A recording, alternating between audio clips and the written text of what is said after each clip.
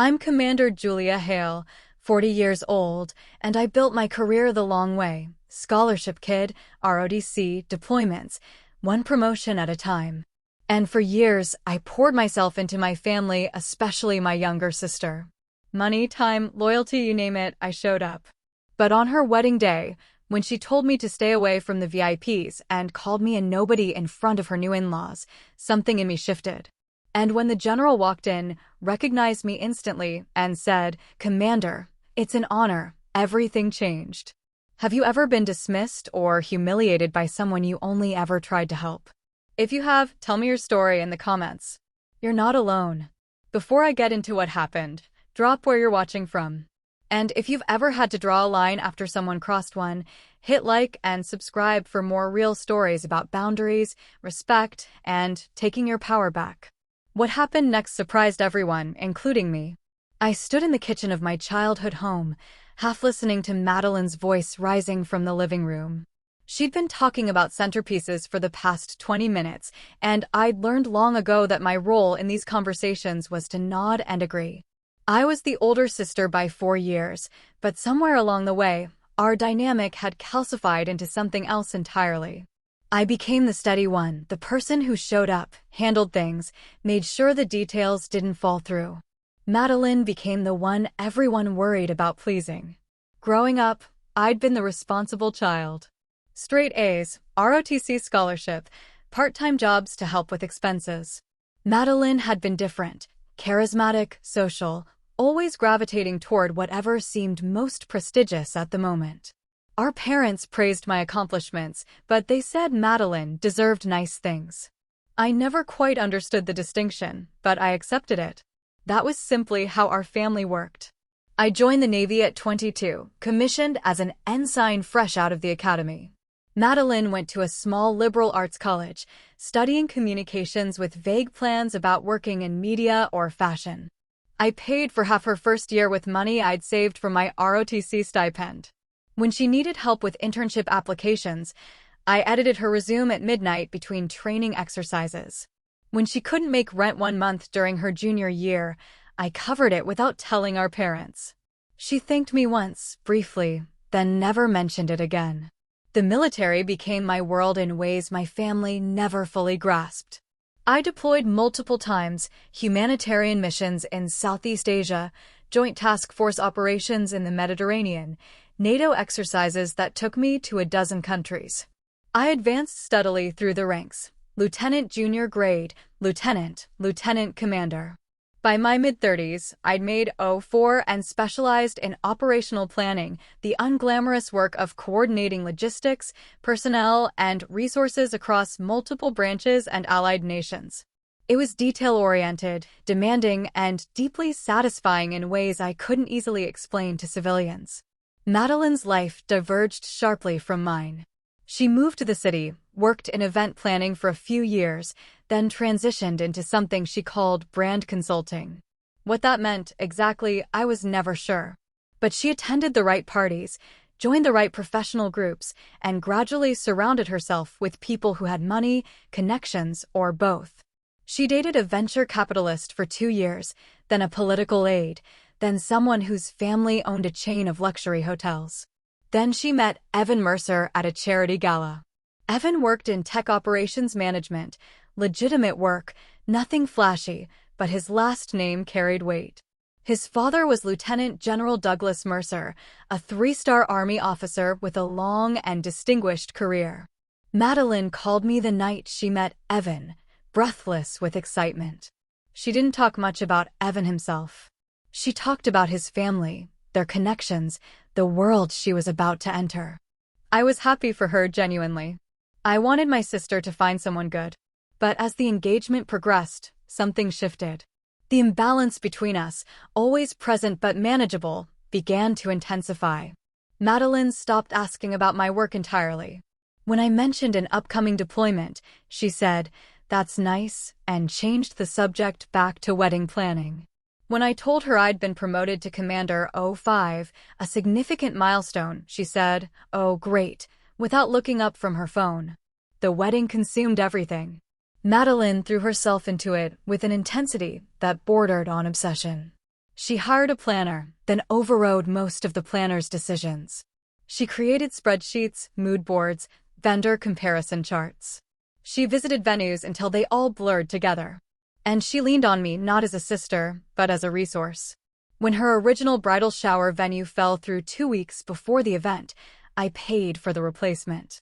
I used 5 days of leave to attend fittings, vendor meetings, and a last-minute tasting session when the caterer changed their menu. I listened to hours of anxious monologues about floral arrangements and whether the invitations were too formal or not formal enough. I reassured her, supported her, and absorbed her stress without complaint. Madeline never said thank you. Instead, she'd say things like, "It's the least you can do," or "I'd do the same for you," even though we both knew she wouldn't. I told myself it was just wedding stress, that she'd return to normal once everything was over. I wanted to believe that. But then she started rewriting history. At the bridal shower, one of her friends asked how we'd gotten along growing up. Madeline smiled and said, "Julia was always the difficult one. Very intense, you know?" She never really supported my dreams. I was standing 10 feet away. She knew I could hear her. I said nothing, just refilled my drink and moved to another room. A week before the wedding, I flew in early to help with final preparations. Madeline met me at our parents' house with a stack of printed schedules and a list of tasks she needed completed. She didn't ask about my flight. She didn't ask how I was doing. She handed me the list and said, "I need all of this done by Thursday." Our parents watched from the kitchen, uncomfortable but silent. My father caught my eye once and gave me a look that might have been sympathy or apology. My mother busied herself with coffee mugs, pretending not to notice the tension. That night, Madeline sat me down in her old bedroom, surrounded by wedding binders and fabric samples. She looked exhausted and wired at the same time, her hands moving restlessly through pages of notes. "The Mercer family is very refined," she said. "They have high standards. I need this weekend to be perfect." "It will be," I said. "You've planned everything down to the minute. I need you to understand something." She looked at me directly for the first time all day. "This is the most important weekend of my life. I can't have anything go wrong. Nothing's going to go wrong. I mean it, Julia. No awkwardness. No drawing attention. Just blend in." I stared at her, trying to understand what she was really saying. "Madeline, I'm your sister. I'm going to be there supporting you. That's all." She didn't look reassured. She looked at me like I was a problem she hadn't yet figured out how to solve. Then she stood up, gathered her binders, and left the room without saying goodnight. I sat alone in the dark, listening to her footsteps fade down the hallway. For the first time, a thought formed clearly in my mind. She doesn't see me as her sister anymore. She sees me as someone who might embarrass her. Someone who doesn't belong in the world she's trying to enter.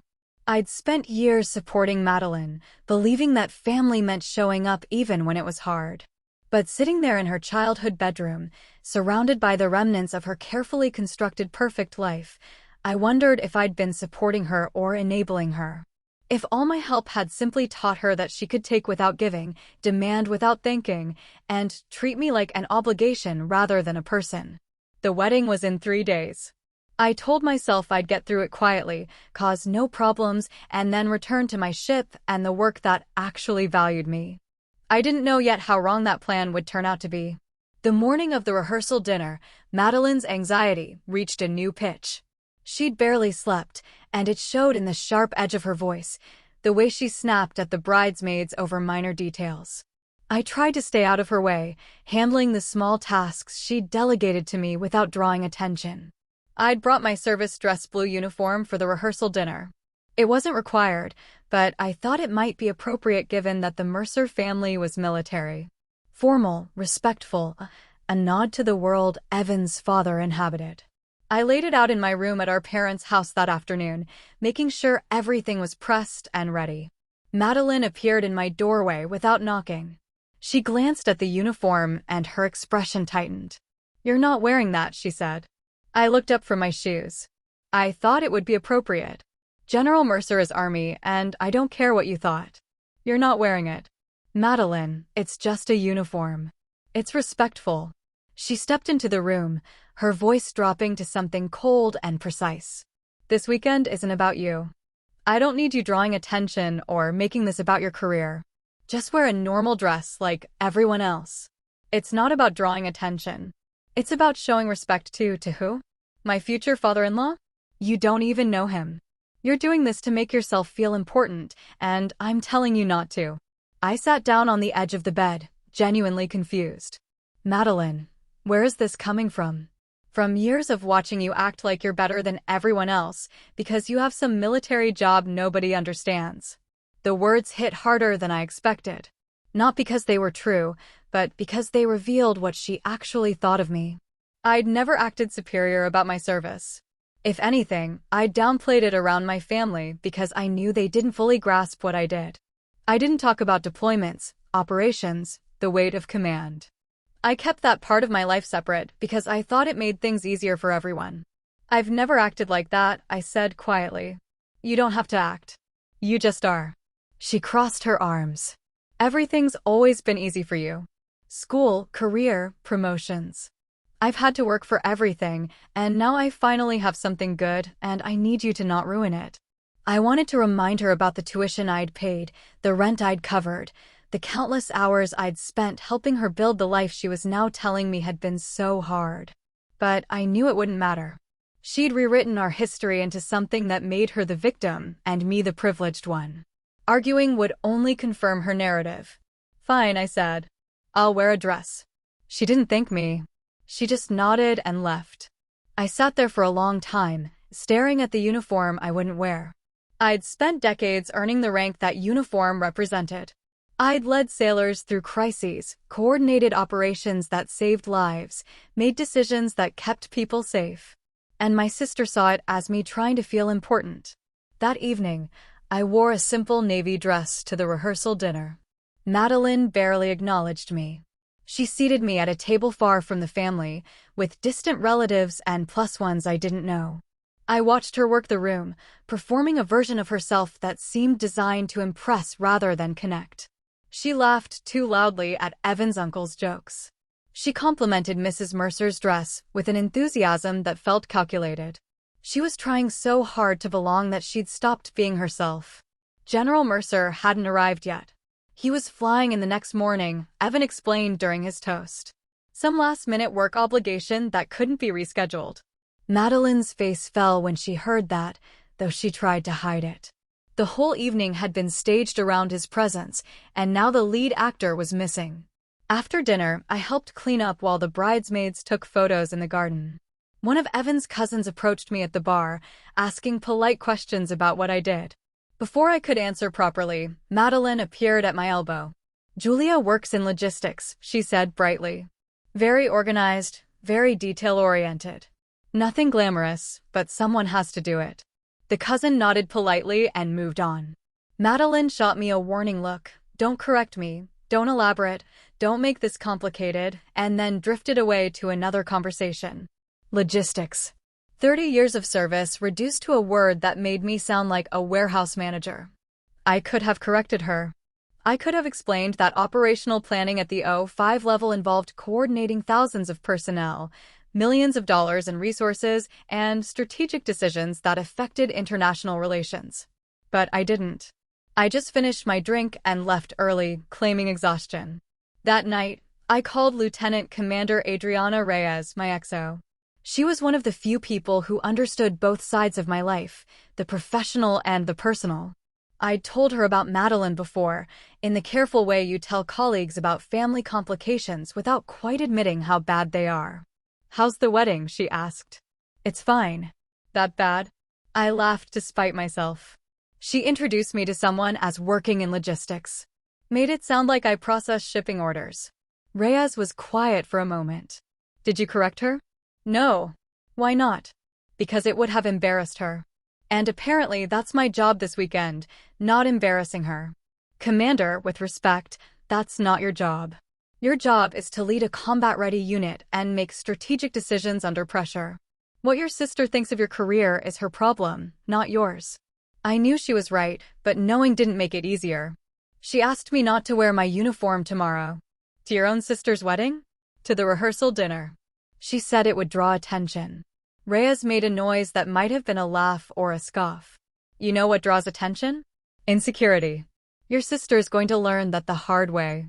We talked for a few more minutes, mostly about ship business and upcoming evaluations. The familiar rhythm of work talk steadied me. When we hung up, I felt more myself again, less like the disappointing older sister, more like the officer I'd worked decades to become.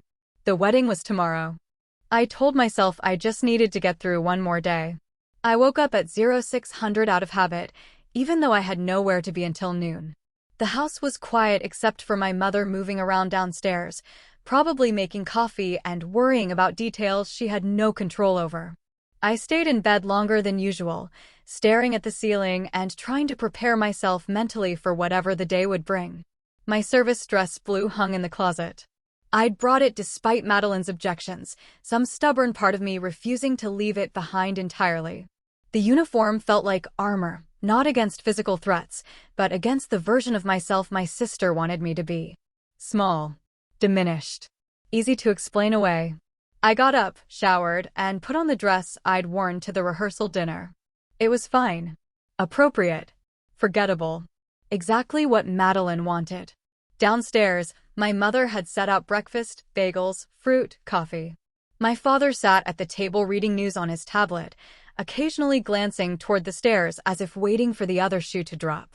He'd been a high school teacher for 40 years, skilled at reading tension and knowing when to stay quiet. Big day, my mother said, setting down a mug in front of me. It'll be beautiful, I said automatically. She hesitated, then sat down across from me. Your sister is very stressed. I know. She doesn't mean some of the things she says. I looked at her carefully. Which things specifically? My mother's face flickered with something like guilt. She's just worried about making a good impression. The Mercer family is, well, they're used to a certain standard. And do you think I don't meet that standard? That's not what I said. But it's what Madeline thinks. My father lowered his tablet. Julia, your sister has always been intimidated by you. You have to know that. The statement caught me off guard. Intimidated? She acts like I'm an embarrassment. Because she's intimidated, he repeated. You've accomplished things she can't even conceptualize.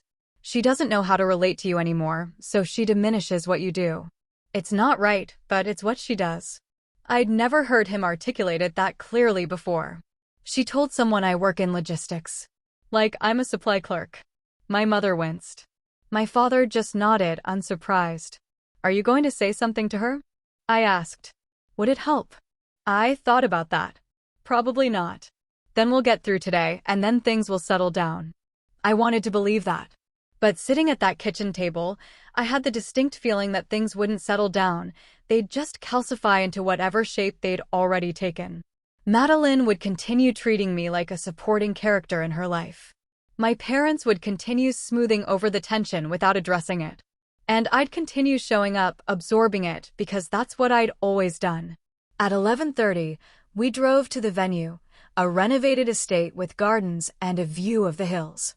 Madeline had chosen it for its elegance and its exclusivity. Only 150 guests, all carefully selected. I'd seen the seating chart. I was at table 12, near the back, with distant cousins and family friends who wouldn't ask complicated questions. The bridal suite was chaos. Madeline sat in front of a mirror while two people worked on her hair and makeup simultaneously. Bridesmaids fluttered around adjusting dresses, looking for lost earrings, taking endless photos. Someone handed me a glass of champagne I didn't want. Madeline caught my reflection in the mirror. Her eyes went to my dress, scanning for any detail that might be wrong or attention-seeking. Finding nothing to criticize, she looked away. Has the general arrived yet? One of the bridesmaids asked. Evan texted 20 minutes ago. He's on his way from the airport. The energy in the room shifted. Everyone seemed to stand a little straighter, speak a little more carefully. General Mercer's presence hung over the day like a weather system we were all tracking. Madeline's hands were shaking. The makeup artist told her to hold still, but she couldn't seem to manage it. She kept checking her phone, reading and rereading messages from Evan. He's going to love everything, one of the bridesmaids said. You've planned the perfect day. Madeline didn't look convinced. She looked terrified. 30 minutes before the ceremony, I stepped outside for air. The gardens were filling with guests, military families in dress uniforms, civilians in formal wear, a photographer capturing details. I found a quiet corner near the rose beds and tried to center myself. That's when Madeline found me. She walked over quickly, her dress swishing against the stone path. Her face was tight with barely controlled anxiety. "I need to talk to you." "Okay." She glanced around, making sure no one was close enough to hear. "The general is here.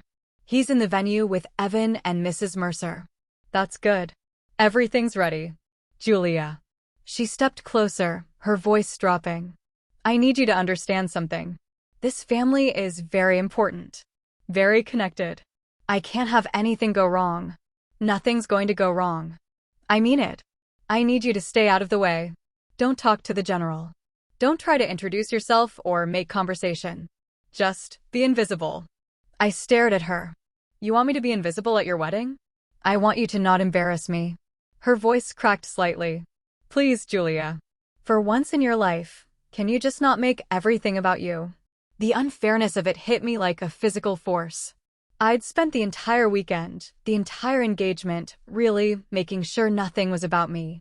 I'd paid for things, shown up for things, absorbed her stress and her insults without pushing back. And she was standing here, 30 minutes before her ceremony, telling me I made everything about myself. "I've never made anything about me," I said quietly. "You don't have to try. You just exist, and everyone pays attention. Meanwhile, I've worked my whole life to get to this point, and I need you to let me have this. Madeline, stay away from the general." Her voice went hard. "Don't introduce yourself. Don't try to talk about the military or impress him with your job. You are a nobody here. Do you understand? A nobody." Several people had stopped nearby, close enough to hear. I saw a bridesmaid's eyes widen. One of the vendors pretended to adjust a flower arrangement while clearly listening. Madeline didn't seem to care. She was too far into her panic to notice or care about who heard. "Don't embarrass me," she said again. Then she turned and walked back toward the bridal suite, leaving me standing alone in the garden. I stayed there for a long time, feeling the weight of what she'd said settle into my chest. Not the words themselves, I'd heard worse in command situations. But the casual cruelty of them. The ease with which she'd reduced me to nothing in order to make herself feel bigger. A nobody. 30 years of service. 3 deployments. 2 combat ribbons. A Bronze Star. A promotion record that put me in the top 5% of my cohort. And my sister saw me as a nobody. I walked slowly back toward the venue, my mind quiet and clear. I wasn't angry. I wasn't hurt exactly. I was simply finished. Finished pretending her behavior was acceptable. Finished making excuses. Finished being small so she could feel big. The ceremony would start soon. I'd stand in my assigned spot, smile for the photos, and fulfill my role. But something fundamental had shifted. Madeline had finally said out loud what she'd been communicating for years. And I'd finally heard it clearly enough to stop ignoring it. The ceremony was flawless, at least, by external standards.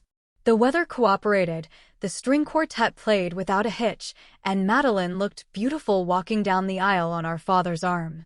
I stood with the other guests, watched Evan's face as he saw her, and felt nothing but a distant, detached observation of the scene. The general sat in the front row, 3 stars on his dress uniform catching the afternoon light. He was tall, composed, with the kind of presence that came from decades of command. He stood when Madeline entered, sat when directed, and maintained the perfect posture of someone who'd spent a lifetime in formal ceremonies. I was seated 12 rows back. Nobody looked at me. Nobody spoke to me. I was exactly as invisible as Madeline had demanded. The vows were traditional, the kiss was met with applause, and the recessional carried the wedding party back down the aisle in a wave of smiles and music. I followed the crowd toward the reception area, keeping my distance, staying out of the way. The cocktail hour was held in the garden where Madeline had told me I was a nobody just an hour before. Servers circulated with champagne and appetizers. Guests clustered in groups, the military families gravitating toward each other with the easy recognition of people who shared a culture. I stood near the edge, watching. One of the bridesmaids approached me once, asked if I was okay, then drifted away when I said I was fine. My parents were busy with hosting duties, greeting guests, and accepting congratulations. I was genuinely alone, and for the first time all weekend, I didn't mind. Then the general arrived at the cocktail hour. He moved through the space with his wife, greeting family members and friends. He had the manner of someone comfortable with attention, not seeking it, but not avoiding it either. People straightened slightly when he approached, their body language shifting into something more formal without quite becoming stiff. I was standing near the rose beds when he entered my section of the garden. He was speaking with Evan's uncle, some story about a joint exercise in Germany. I started to move away, to give them space and honor Madeline's demand that I stay invisible. Then he turned, mid-sentence, and his eyes landed on me. He stopped talking. His expression shifted from polite attention to something sharper recognition, mixed with surprise. He excused himself from the conversation and walked directly toward me. My mind raced through possibilities. Did I know him? Had we crossed paths at some ceremony or briefing I'd forgotten? I ran through my recent assignments, trying to place his face, but came up empty. He stopped 3 feet away and his posture shifted subtly, not quite to attention, but to something more formal than the casual cocktail hour warranted. "Commander Hale," he said. "It's an honor." The garden went quiet around us. Several conversations stopped mid-sentence. I saw Evan's head turn, confusion on his face. And somewhere behind the general, I saw Madeline, her champagne glass frozen halfway to her lips. "General Mercer," I said carefully. "I didn't realize we'd met." "Operation Pacific Relief," he said. 3 years ago. You coordinated the naval logistics that got supplies to Mindanao after the typhoon." The memory clicked into place. I'd been lieutenant commander then, working Joint Task Force operations in the Philippines. The Army had been running the overall operation, but Navy logistics handled the transport of relief supplies from our ships to the affected areas. I'd spent 72 hours straight coordinating movements, personnel, and resources to cut through red tape and get food and medical supplies to people who needed them. "I remember the operation," I said. "I didn't realize you were overseeing it." I reviewed every after-action report from that deployment. "Your logistics plan was exemplary, clear thinking under pressure, creative problem-solving, and you cut our timeline by 3 days. Those 3 days saved lives." I didn't know what to say. Around us, people were starting to stare. Evan had moved closer, his expression shifting from confusion to something else. And Madeline, I could see her in my peripheral vision, standing absolutely still, her face drained of color. "Thank you, sir," I said simply. I didn't know Evan was marrying Commander Hale's sister. I would have said something sooner. He smiled slightly. Though I suppose that's not the usual way people introduce family members at weddings. "No, sir. It's not." He nodded once, a gesture of respect between peers, and then moved on to greet other guests. But the damage, or perhaps the revelation, was complete. The conversations around us resumed slowly, people processing what they'd just witnessed. A 3-star general had recognized a Navy commander and praised her work in front of 100 wedding guests. It wasn't dramatic. It wasn't loud. It was simply a moment of professional respect between 2 people who inhabited a world most civilians didn't fully understand. I stood there, not moving, watching Madeline across the garden. She was talking to someone, her mouth moving automatically, but her eyes stayed fixed on me. Her expression was pure panic mixed with something that might have been humiliation or rage or both. She'd spent the entire weekend telling me I was nobody. She demanded I stay invisible, that I not embarrass her by existing too visibly in her perfect day.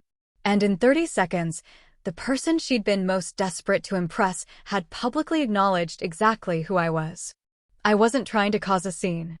I hadn't sought out the general or engineered the moment. But I also wasn't going to apologize for being recognized for work I'd done. Work that had mattered. Work that had saved lives while Madeline was planning her next social media post. Evan approached me a few minutes later. He looked uncertain, like someone trying to navigate a situation he didn't fully understand. Julia, I had no idea, he said. About what? About your work. Your rank. Madeline always said you worked in military logistics, and I just assumed. He stopped, clearly uncomfortable. That was the operation where my father earned his 3rd star. He talks about it sometimes, about how well the joint coordination worked. It was a good team effort. He doesn't usually remember individual officers from operations like that. You must have made an impression. I didn't respond. Evans stood there for another moment, then excused himself to find Madeline. I stayed in the garden, finishing my champagne slowly, watching my sister's perfect day continue around me. The confrontation I'd been bracing for all weekend had arrived, but not in the way I'd expected. Not with an argument or a scene. Just with the simple truth of who I was, spoken by someone Madeline couldn't dismiss or diminish. 30 minutes later, dinner was called. I found my seat at table 12, far from the family, exactly where Madeline had placed me. But I noticed several military families glancing my way now, their expressions respectful. One of Evan's cousins, an army major, stopped by the table briefly to introduce himself and mention he'd read about Pacific Relief in a joint operations course. I was polite, professional, and brief. I had no interest in turning Madeline's wedding into a referendum on her behavior. But I also wasn't going to pretend I was invisible anymore. Not for her comfort. Not for anyone's. The evening continued. Toasts were made. First dances happened. Cake was cut. Through it all, Madeline avoided me completely. She worked the room with the same desperate energy she'd had all weekend, but there was something brittle about it now. Something cracked. When the general made his toast to the bride and groom, he was gracious and warm. He welcomed Madeline to the family, praised Evan's character, and spoke about the importance of partnership and mutual respect. But when he finished and sat down, he caught my eye across the room and gave me a small nod. It wasn't much. Just a gesture of recognition between two people who'd served. But in that room, at that moment, it carried weight Madeline couldn't ignore. I left early, before the dancing wound down. I hugged my parents, congratulated Evan, and walked to my car without saying goodbye to my sister. I'd fulfilled my obligation. I'd been there for her wedding. But I was done pretending her treatment of me was acceptable. Driving away from the venue, I felt something shift in my chest. Not satisfaction, exactly. Not victory. Just a clear, calm certainty that I would never again make myself small for someone who refused to see me clearly. Not even for family. Especially not for family. The text started the next morning while I was packing to leave. 3 from Madeline within 10 minutes, each one escalating in tone. The first was passive-aggressive confusion. I thought you'd at least stay for the farewell brunch. The second was accusatory. Everyone's asking where you went. The third dropped the pretense entirely. We need to talk. I didn't respond immediately. I finished packing, made coffee, and sat on the porch at my parents' house while the morning warmed around me. My flight wasn't until afternoon. I had time. My phone rang. Madeline. I let it go to voicemail. She called again 3 minutes later. I let that one go too. My mother found me on the porch around 900 hours, her face tight with the particular stress of being caught between her daughters. Madeline's very upset, she said carefully. I imagine she is. She wants to talk to you before you leave. I'm sure she does. My mother sat down in the chair beside me, folding her hands in her lap the way she did when she was trying to stay calm. What happened yesterday? Between you and the general. We recognized each other from a previous operation. He said hello. That's it. Madeline says you embarrassed her. I looked at her directly. How did I embarrass her by having someone recognize my work? She didn't mean it like that. She's just very sensitive right now. The wedding was so important to her, and she feels like you made it about yourself. The accusation was so absurd I almost laughed. I stayed at the back. I didn't talk to anyone unless they approached me. I left early. I did exactly what Madeline asked me to do, which was stay invisible. The only thing I couldn't control was whether other people recognized me. She says you could have downplayed it. That you didn't have to let the general make such a big deal about knowing you. He said hello and mentioned an operation we'd both worked on. It lasted 30 seconds. If that's a big deal, it's because Madeline made it one. My mother was quiet for a moment. She told me what she said to you before the ceremony. About staying away from the general. Did she tell you she called me a nobody? She says she was stressed and didn't mean it. She meant it. She's meant every dismissive thing she's said about me for the past year. The stress just made her say it out loud. My mother looked genuinely distressed. You're sisters. You've always been close. I hate seeing you like this. We haven't been close for a long time, Mom. I've just been too busy making excuses for her to admit it. A car pulled into the driveway. Madeline, still in casual clothes, but carrying the rigid energy of someone preparing for battle. She got out, saw me on the porch, and walked directly toward us. We need to talk, she said again, not bothering with greetings. Then talk, I said calmly. Not here. In private. I stayed where I was. Anything you need to say, you can say in front of Mom. Madeline looked at our mother, then back at me, clearly frustrated that she didn't have the home field advantage she'd expected. Fine. I need you to apologize. For what, specifically? For making my wedding about yourself. For talking to the general when I specifically asked you not to. For embarrassing me in front of everyone. I set down my coffee cup carefully. I didn't talk to the general. He talked to me. I was polite and professional. I didn't seek him out, didn't bring up my work, didn't do anything except respond to him when he recognized me from a previous operation. You could have downplayed it. You could have said you barely remember the operation or that it wasn't important. Why would I do that? Because I asked you to stay out of the way. I did stay out of the way. But I'm not going to lie about my career or dismiss my own work just to make you feel more important. Madeline's face flushed. You've always been like this. Always needing everyone to know how accomplished you are, how special your job is. I've spent 30 years barely mentioning my work to this family, I interrupted. I've downplayed deployments, avoided talking about operations, and let people assume I process paperwork because it was easier than explaining what I actually do. I have never, not once, used my rank to make you feel small. But you've spent the past year making me feel small because you're insecure about marrying into a military family. That's not fair. Isn't it? You told people I work in logistics. You asked me not to wear my uniform. You seated me at the back of your wedding with distant cousins. And when I did exactly what you asked, stayed invisible, stayed quiet, you're still angry because someone else chose to acknowledge me. Because it embarrassed me. Why? I stood up, facing her directly. Why does someone respecting my work embarrass you? She didn't answer immediately. Our mother shifted uncomfortably in her chair.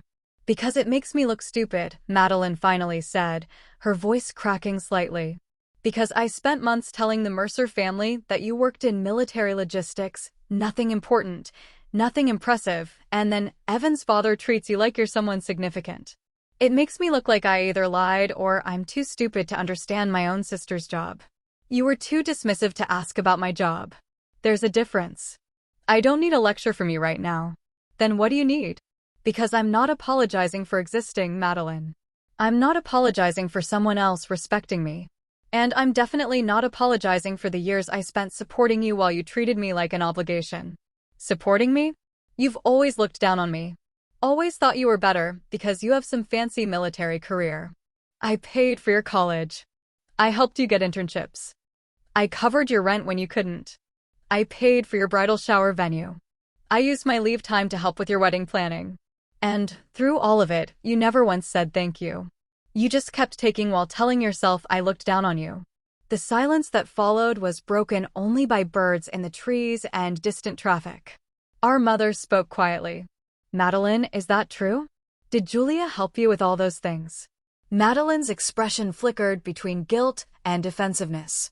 She offered. I didn't force her. But did you ever thank her? I don't remember. It was a long time ago.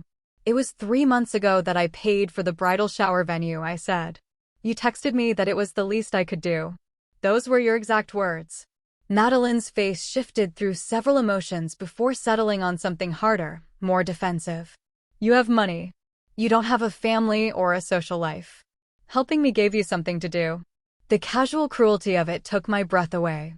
Not because I hadn't heard versions of it before, but because she said it so easily, like it was simple truth rather than deliberate harm. I have a family, I said quietly. Or I thought I did. And I have a life, a good one actually. It just doesn't look like yours, so you assume it's somehow less valuable. That's not what I meant. It's exactly what you meant. And I'm done pretending it's not. I picked up my suitcase and walked toward my car. Madeline followed me down the porch steps. So that's it? You're just going to leave? Yes. What about us? What about our relationship? I stopped at my car door. We don't have a relationship, Madeline. We have a pattern where you take and I give, and when I stop giving, you're angry. That's not a relationship. That's a habit. And I'm breaking it. You're being dramatic. I'm being clear. I'm not participating in family events where I'm treated like an embarrassment. I'm not helping you with projects and then being told it was the least I could do. I'm not shrinking myself so you can feel bigger. If you want a relationship with me, it needs to be based on mutual respect. If you can't do that, then we'll have a polite, distant relationship where we see each other at major family holidays and keep things surface level. You can't just cut me off. I'm not cutting you off. I'm setting boundaries. There's a difference. She stared at me, genuinely baffled. In her understanding of our dynamic, I was supposed to absorb her behavior indefinitely. The idea that I might stop was outside her frame of reference. Mom, say something, she finally demanded, turning to the porch. Our mother looked between us, clearly torn. I think you both need some time to cool down. I'm perfectly calm, I said. But I'm also done.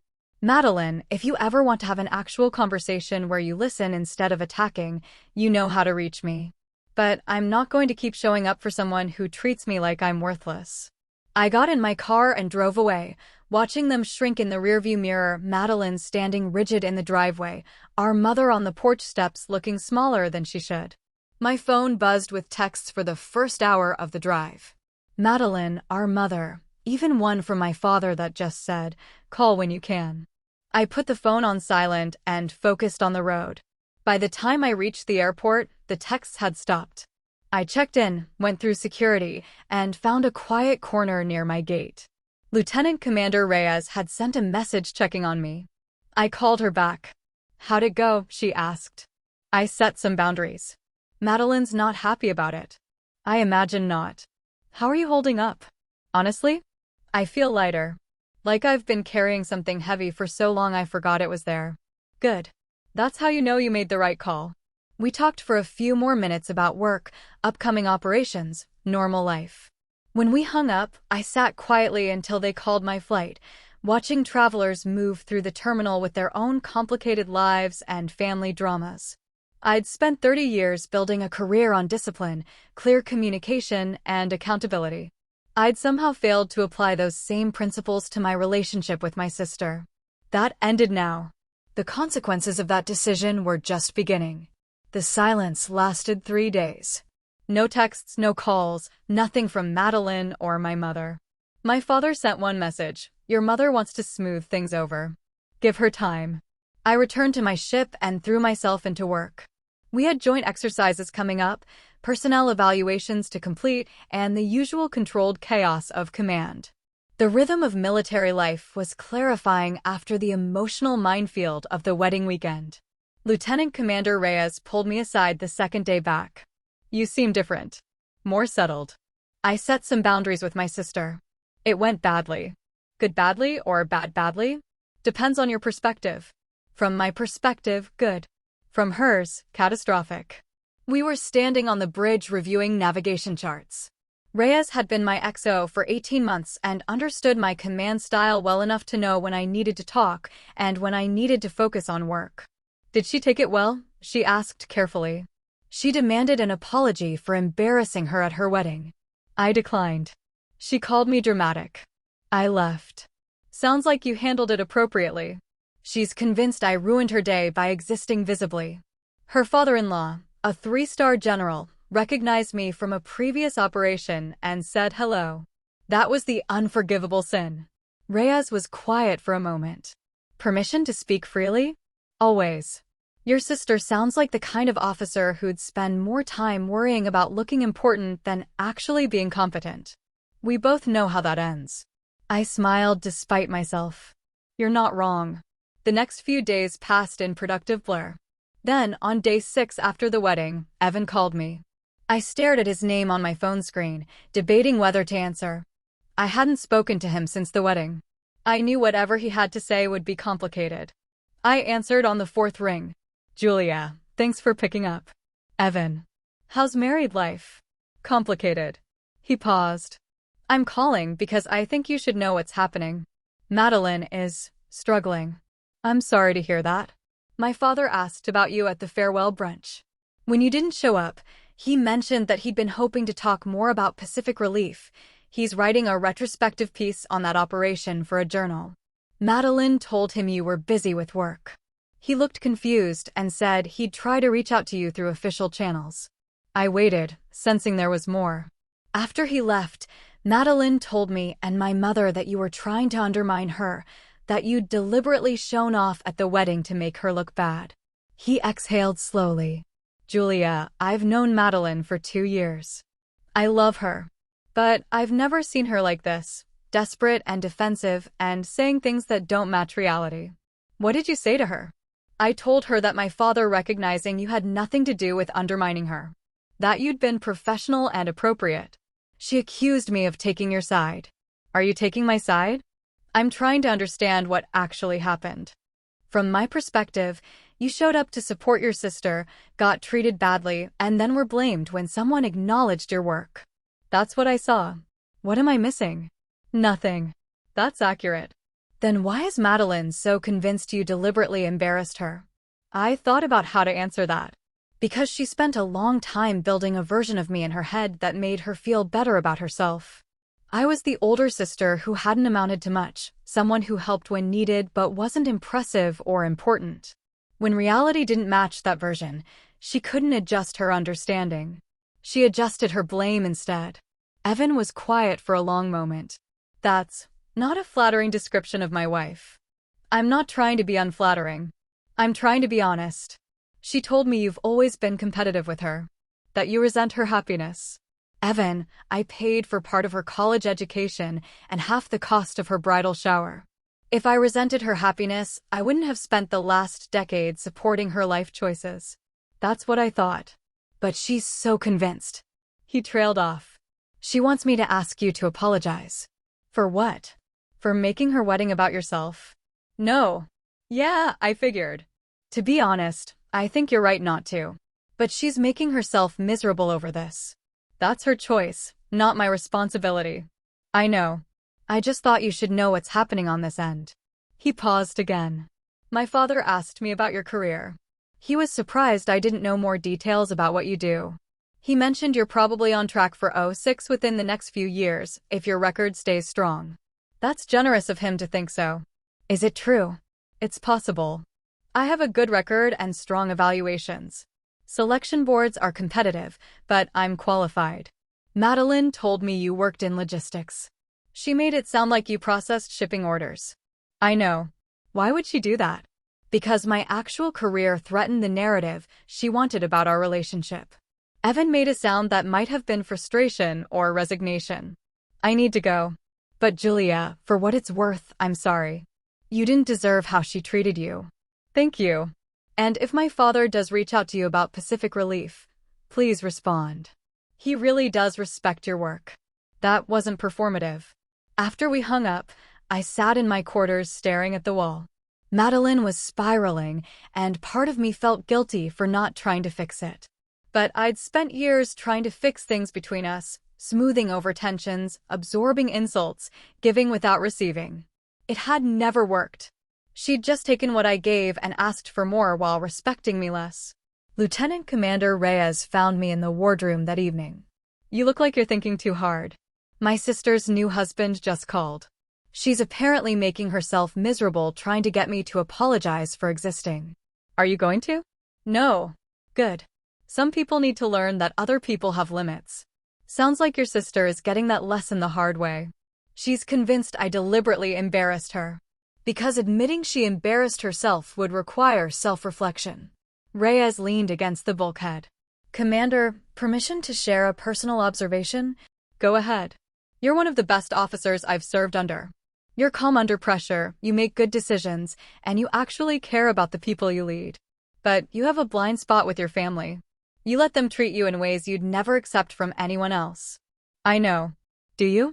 Because from where I'm standing, you're finally setting boundaries that should have been set years ago. Your sister's reaction isn't your problem. It's hers. I just wish she'd understand that I'm not her enemy. She probably never will. Some people need an enemy to explain why their life doesn't look how they want it to. You're convenient for that role. I knew she was right.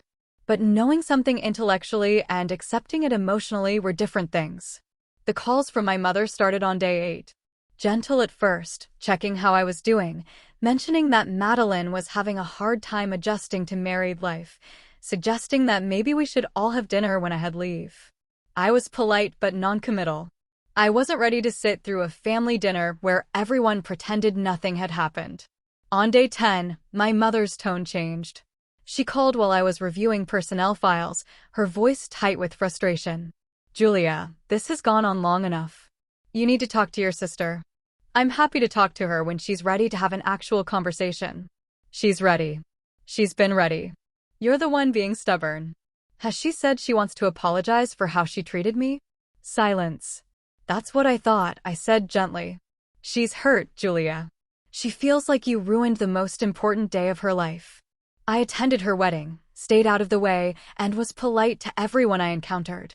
If that ruined her day, the problem isn't me. You could have tried harder to make her comfortable. I tried for months, Mom. I paid for things, showed up for things, absorbed her stress and her insults. And the day of her wedding, she called me a nobody and told me to stay invisible. I'm not trying harder than that. My mother sighed, that particular sound of parental exhaustion.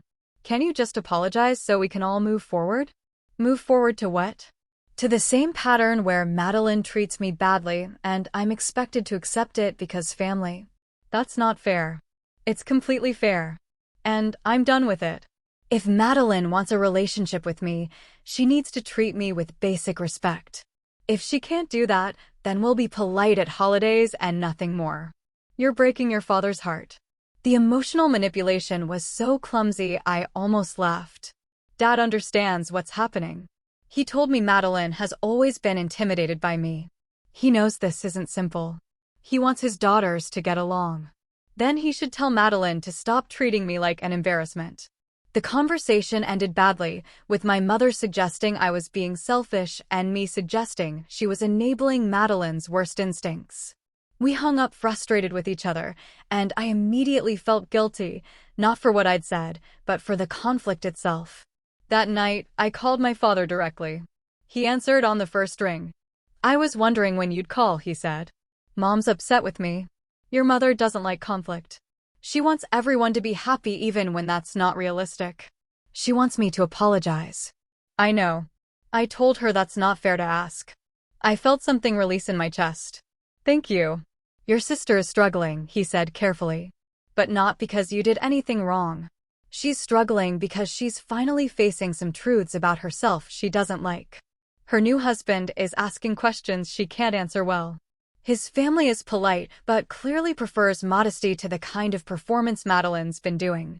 And her big moment, the wedding, didn't give her the validation she was expecting. What do you think I should do? Nothing. Let her sit with it. Some people need to be uncomfortable before they're willing to change. Madeline's been able to avoid discomfort her whole life because people keep bailing her out. You stopping that is probably the kindest thing you've done for her in years, even if she can't see it yet. Mom thinks I'm being cruel. Your mother thinks any conflict is cruel. She spent 40 years teaching high school students and never once gave someone less than a B, even when they failed. She can't stand the idea of someone feeling bad, even when feeling bad is the natural consequence of their own behavior. We talked for a while longer about his retirement, his hobbies, the garden he was planning. Normal things that reminded me not everything in my family was broken. When we hung up, I felt steadier. I'd made the right call. I just had to trust it enough to let Madeline sit with the consequences of her choices without trying to rescue her from them. For once in my life, I was going to let someone else do the work of figuring out their own problems. For months passed before Madeline reached out directly. In that time, I completed 2 major operations, received commendations from both Navy and Joint Command, and navigated the normal rhythm of service life. I didn't think about my sister often, but when I did, it was with a kind of distant curiosity rather than the old familiar guilt. The message came through text, carefully worded and emotionally neutral. I think we should talk. I'm ready to have a real conversation if you are. I stared at it for a long time before responding. I'm willing to talk. What changed? Her response took 3 hours, a lot of things. Therapy mostly. And Evan asking questions I couldn't answer honestly. We scheduled a video call for the following weekend. I approached it with cautious neutrality, not hopeful, not pessimistic, just careful. When her face appeared on the screen, she looked different. Tired, maybe, or just less performative. Her hair was in a simple ponytail, her makeup minimal. She looked more like the sister I remembered from childhood than the polished image she'd been cultivating for years. Hi, she said. Hi. Awkward silence. I've been seeing a therapist, she started. Not because of the wedding specifically, but because everything kind of fell apart after. My relationship with Evan got tense. His family was polite but distant. I couldn't figure out why everything felt wrong when I'd done everything right. I waited, not filling the silence. The therapist helped me see some patterns. About how I relate to people. How I've been treating you. She looked down at her hands. She asked me to make a list of things you've done for me over the years. It was a really long list. Then she asked me to make a list of times I'd thanked you. I couldn't think of any. Madeline, please let me finish. This is hard enough. She took a breath. I treated you like an obligation because I was jealous. Not of your career specifically, but of how comfortable you seemed with yourself. You never needed external validation the way I did. You just were. And I hated that because I couldn't do it. So I told myself you had it easier, that your accomplishments didn't count the same way mine did, that you looked down on me. It was easier than admitting I was insecure. I never looked down on you. I know. That's what Evan kept saying. He couldn't understand why I was so convinced you were trying to undermine me when everything you'd actually done was supportive. She wiped at her eyes. The wedding was supposed to prove something. That I belonged in that world, that I was important, that I'd made it. And when your work got acknowledged, it felt like you were stealing my moment. But you weren't stealing anything. You were just existing, and I couldn't handle that your existence was more impressive than my performance. The honesty of it was startling. I'd expected defensiveness or half apologies that blamed stress or circumstances. This was different. What I said to you before the ceremony was unforgivable, she continued. Calling you a nobody, telling you to stay invisible, I knew it was cruel when I said it. I said it anyway because I was terrified of being shown up at my own wedding. But you didn't show me up. I showed myself up by treating you that way. Why no? I asked quietly. Why tell me this 4 months later? Because it took 4 months to admit it to myself. And because Evan told me last week that his father wants to include you in that retrospective piece about Pacific Relief. He's been trying to reach you through official channels. When he mentioned it at dinner, I realized I was going to spend the rest of my life connected to a family that respects you professionally, and I could either be bitter about that or fix my relationship with you. She met my eyes. I want to fix it. If you're willing. I thought carefully before responding. What does fixing it look like to you? I don't know. Different than before. More honest. I can't promise I won't be jealous sometimes, but I can promise to stop punishing you for it. And I can say thank you for the years you spent supporting me when I didn't deserve it. You deserved it. You just didn't appreciate it. You're right. I'm sorry. For all of it. For how I treated you, for how I talked about you, for making you feel small so I could feel big. She paused. I don't expect you to forgive me right away. I just want you to know I finally understand what I did. The conversation lasted another hour. We talked about her therapy, her marriage, the adjustment to being part of the Mercer family. I talked about work in general terms, about upcoming deployments, about the strange relief of having set boundaries even when they'd caused conflict. When we hung up, I didn't feel the rush of reconciliation or the warmth of restored connection. I felt cautiously hopeful. Like maybe something new could be built, something more honest than what we'd had before. Lieutenant Commander Reyes found me in the wardroom later that evening. You look thoughtful.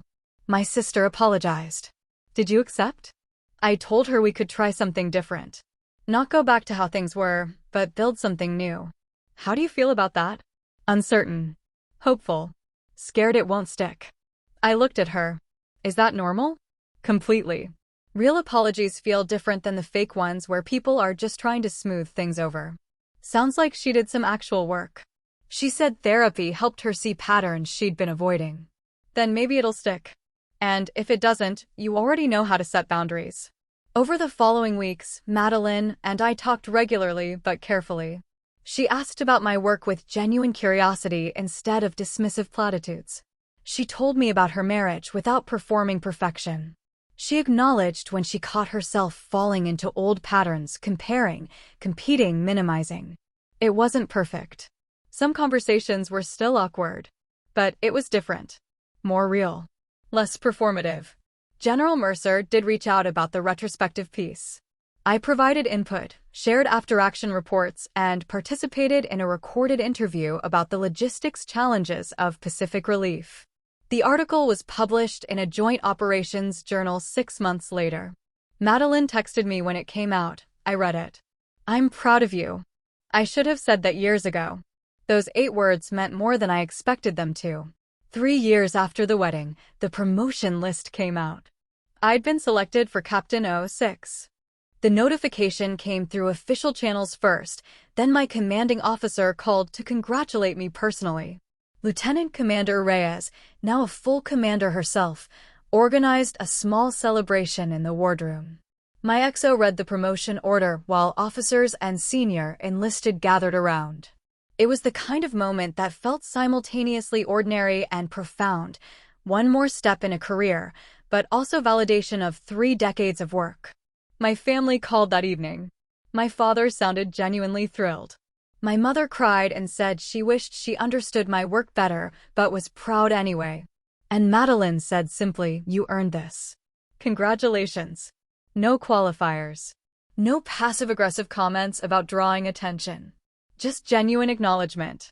I told them about the promotion ceremony being scheduled for 2 months out, during a port call that coincided with leave time. Without hesitation, Madeline asked when and where, said she'd be there. You don't have to, I said carefully. I want to. If that's okay. It's okay. The ceremony took place on a clear morning with perfect weather. My parents drove in from their town, looking slightly overwhelmed by the formality, but determined to be present. Madeline and Evan flew in the night before. General Mercer was there too, not officially, just as a guest. He'd been invited by my command as a courtesy since our professional paths had continued to intersect over the years. When I saw him in the audience, I felt a moment of anxiety about whether his presence would bother Madeline. But when I glanced at her during the ceremony, she was watching with genuine pride, no tension in her face. Evan had his arm around her. They looked settled, comfortable. After the ceremony, during the reception, General Mercer congratulated me formally and then said quietly, "Your sister speaks highly of you now." That's good to see. Things have improved, I said simply. Good leadership requires people to acknowledge when they've misjudged something. Sounds like she did that work. Madeline approached as he moved away. We stood together awkwardly for a moment. "This is really impressive," she said, gesturing at the ceremony space, the officers in dress uniforms, the formal military tradition. I never really understood before. What you do. What all this means. It's just a ceremony. It's not, though. It represents something. All those years of work, all those decisions and operations and people you've led. She paused. I'm sorry it took me so long to see it. You see it now. That's what matters. We didn't hug or have some dramatic reconciliation moment. We just stood together, watching officers and sailors move through the reception, and it felt comfortable. Not perfect, but real. Later, my father pulled me aside. You look happy. I am. Not just about the promotion. About everything. He was right. The promotion was satisfying, but the bigger satisfaction was standing in that room with my family, including my sister, and feeling like they finally saw me clearly. Not as a threat or a competitor or someone to manage, but just as who I actually was. Madeline caught my eye across the room and smiled. Not performatively, not anxiously, just a simple smile between sisters who'd found their way back to something honest. The years that followed settled into a rhythm that felt sustainable. I took command of a significant operation, led sailors through complex deployments, and continued advancing in my career.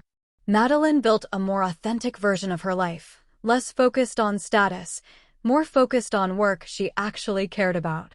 She started a small consulting business, helping nonprofits with event planning, using her skills in ways that felt meaningful rather than just impressive. Our relationship remained different than before.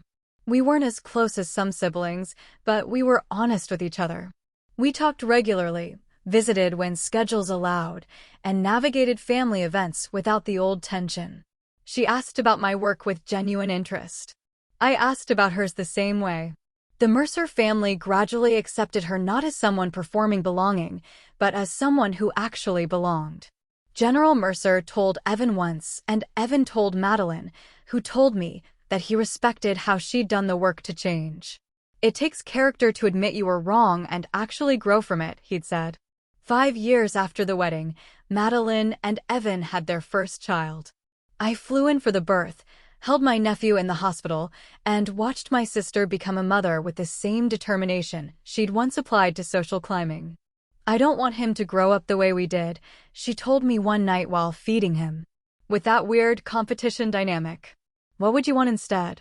Just honesty. Room for both kids to be who they are without comparison. She looked at me. I'm going to tell him about you. About your career, about what you've done. I want him to know his aunt is someone impressive. Not because of rank, but because you worked hard and became someone worth respecting. The statement caught me off guard. Thank you. I should have said things like that years ago. I'm saying them now. 7 years after the wedding, I received orders for a senior command position, the kind of assignment that came to officers being groomed for flag rank. Admiral. It wasn't guaranteed, but it was possible.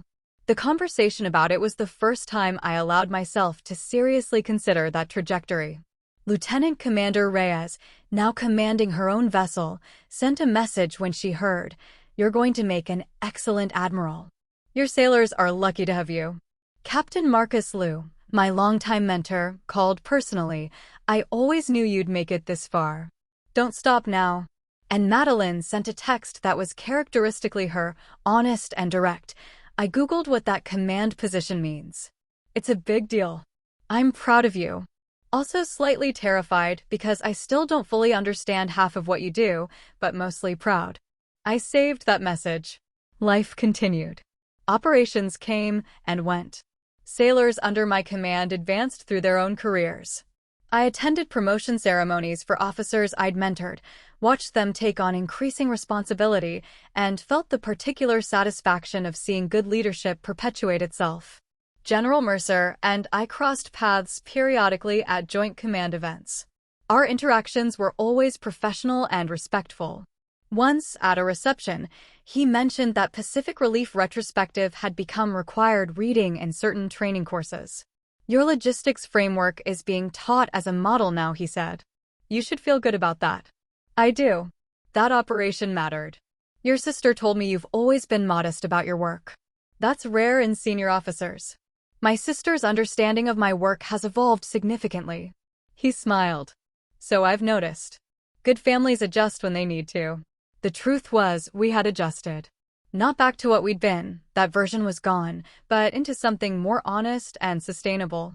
Madeline had done genuine work to change her perspective and behavior. I'd held boundaries while remaining open to growth. Our parents had stopped trying to smooth over every tension and started accepting that adult relationships were complex.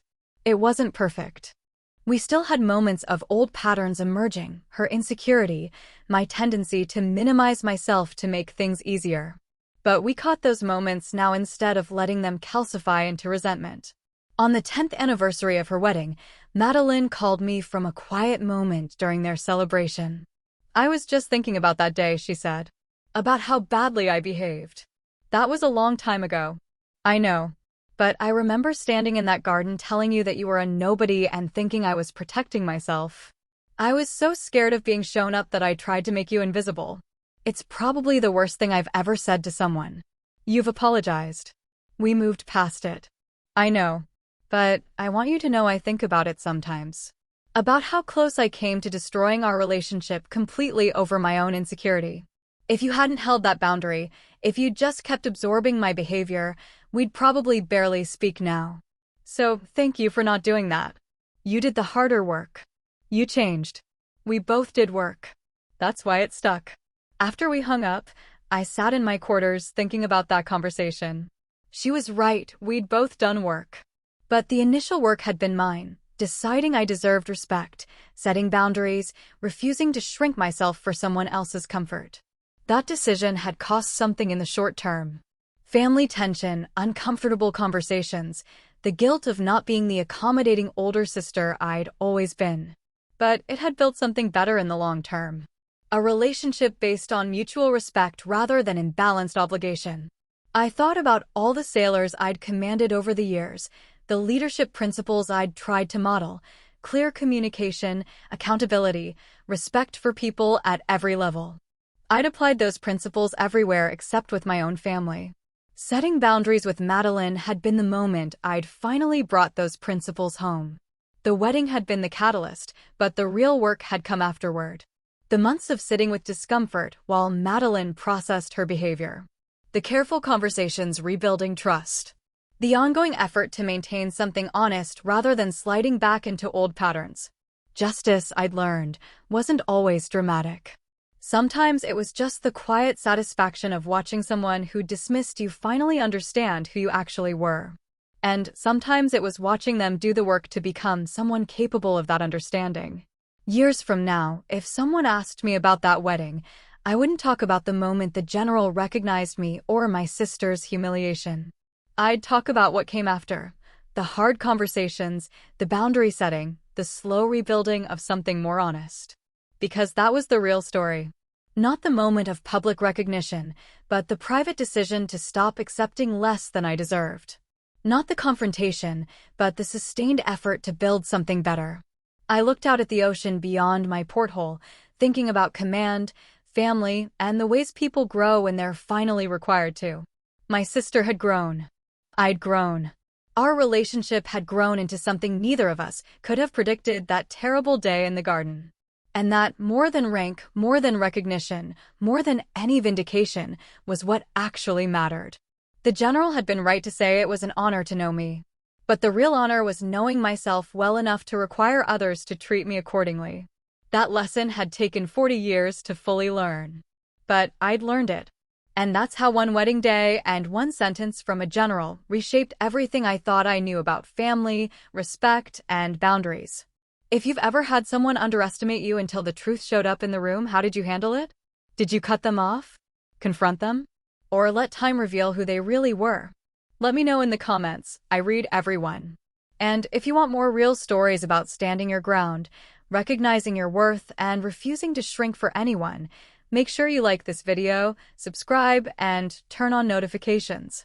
Your story might be the one someone else needs to hear next.